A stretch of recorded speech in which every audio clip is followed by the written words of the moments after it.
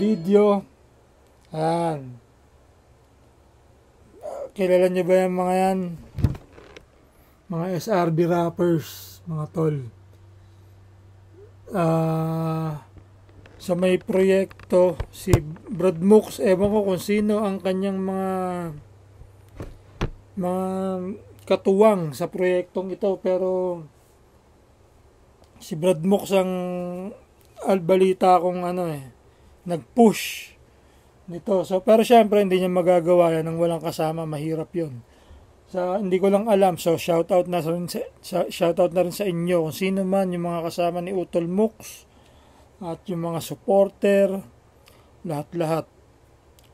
Magagawa yung ganyan kapag nagtutulungan. So yan, ewan ko kung ilang rapper ang magsasama-sama para sa isang kanta. So mahaba yan dahil syempre bawat isa niyan may kanya-kanyang dala yan eh. May kanya-kanyang bit-bit yan na kung paano nila i-inspire ang mga kapatid. Ang dami nga excited. Grabe, sobrang dami. Lahat yata. Lalo na sa Luzon. Excited ang mga kapatid sa buong Luzon. Ewan ko lang sa Visayas at Mindanao, hindi ko nakikita ang mga reaksyon. Pero malamang excited din sila dyan. Pero sa buong Luzon, naku po, puro share, ang daming views. Pati nga ako eh. Pati ako na-excite eh. Sa edad kong to, na-excite pa ako. Hindi, syempre, mga kabataan natin, o mga bata, suportahan natin dapat yan.